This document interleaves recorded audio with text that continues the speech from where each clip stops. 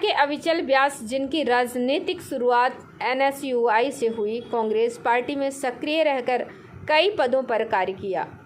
भीलवाड़ा शहर से विधानसभा के टिकट के लिए मजबूत दावेदारी कर रहे हैं। अविचल व्यास से खास बातचीत की हमारे संवाददाता गोविंद पायक ने। व्यास का कहना है कि अगर कांग्रेस पार्टी मौका देती है तो भीलवाड़ा विधानसभा क्षेत्र के विकास को लेकर के उनका समयबद्ध प्लान है। उनके प्लान में उद्योगों को बढ़ावा देना, भीलवाड़ा टेक्सटाइल हब होने के कारण लोगों को रोजगार दिलाना जहां उनकी पहली प्राथमिकता रहेगी।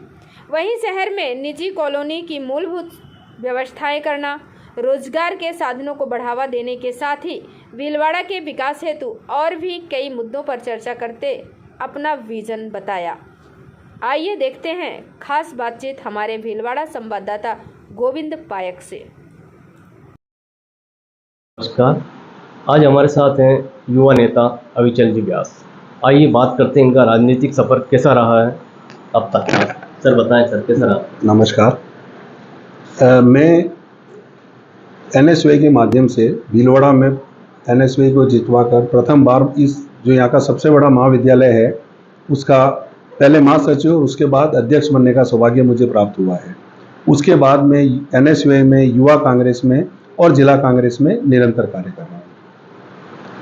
सर, आपकी परंपरा ऊपर से पहले से चली आ रही है, अपनी फादर से, दादाजी से, वो भी लगभग लीडर रहे हैं काफ़ी समय। जी, मेरे ग्रैंडफादर, मेरे दादाजी स्वर्गीय रमेश चंद्र जी व्यास, जो बहुत महान स्वतंत्रता सेनानी रहे हैं, भीलवाड़ा से 2 बार मेंबर ऑफ पार्लियामेंट लोकसभा और 1 बार राज्यसभा से भी वो चुने गए हैं। इसके सिवा जो लेबर यूनियन इंटक है उसके आजीवन, जब तक वो जीवित रहे, उसके अध्यक्ष रहे और वो बहुत पुराने टाइप के, बहुत अलग टाइप के नेता थे।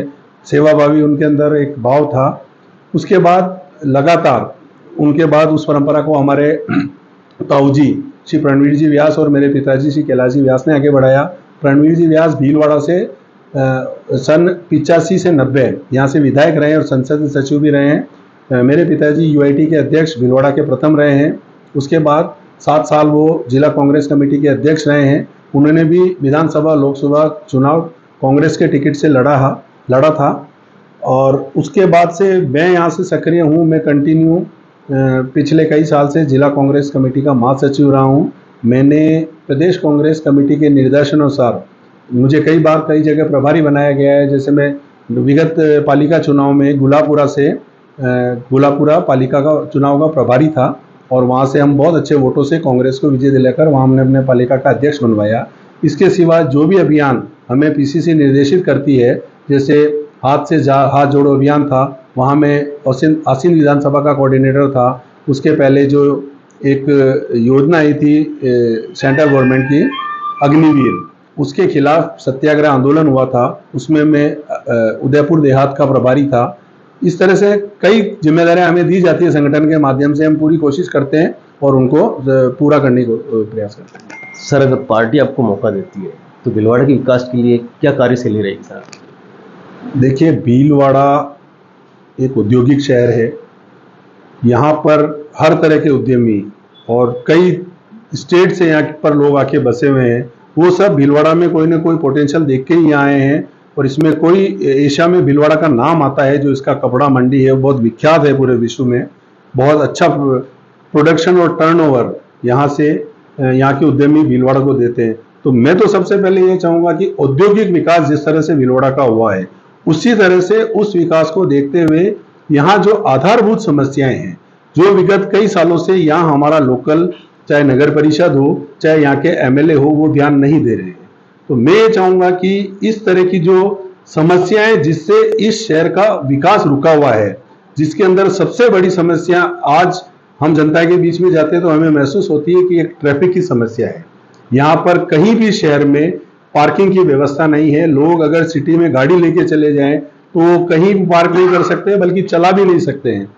इससे जगह जगह जाम लग रहे हैं। हमारे यहाँ देखिए, फाटक पे आप चले जाइए, मार्केट के किसी भी एरिया में आप चले जाइए, हमें जाम का सामना करना पड़ रहा है। पुलिया पे आए दिन शाम को 1 से 1.5 घंटा जब ऑफिस टाइमिंग जाता है तो जाम का सामना यहाँ के लोगों को करना पड़ता है। तो मैं चाहूँगा कि सबसे पहले इस समस्या से कैसे निजात मिल सके, उस पर हम कार्य करेंगे। उसके बाद यहाँ पर सड़कें बहुत अव्यवस्थित है, बिजली की समस्या, पोल व्यवस्थित नहीं है, उनके ऊपर लाइट व्यवस्थित नहीं मिल पाती है। यहाँ पर जो सीवरेज और इसका जो काम हुआ है वो व्यवस्थित नहीं होने से अभी भी जैसे बरसात आती है या कहीं पाइप वगैरह फट जाते हैं तो पानी अनावश्यक रूप से भर जाता है, जिससे भी लोगों को बहुत समस्या होती है। इस तरह की कई समस्याएं हैं जिनको हम लोग अभी नोटिस कर रहे हैं और हम लोग एक लिस्ट भी बना रहे हैं। तो हम चाहेंगे कि सबसे पहले इस तरह की जो आधारभूत समस्याएं हैं उनको हम निराकरण कर सकें। सर भीलवाड़ा एक टेक्सटाइल हब है, तो सर यहाँ से कुछ उद्योग धंधे कहीं और जगह पलायन करके जा रहे हैं, उसके लिए आप क्या करेंगे सर? क्या कमी आई है भीलवाड़ा में? देखिए, ऐसा नहीं है, यहाँ के उद्यमी एक एंटरप्रेन्योरशिप की भावना लेकर यहाँ काम कर रहे हैं और भीलवाड़ा एक इतनी बड़ी मंडी अब विकसित हो चुकी है कि यहाँ पर जो सुविधाएं मिल रही है वो सुविधाएं कोई और अभी उन लोगों को जीरो से चालू होना है। कुछ एक दो इंडस्ट्री हमने सुना है कि नीमच या एमपी शासन में कहीं गई है, तो उससे कोई विकास रुकना या भीलवाड़ा पलायन होने जैसी कोई बात हम नहीं समझते कि होगी। हाँ ठीक है, कुछ समस्याएं हैं जिस तरह से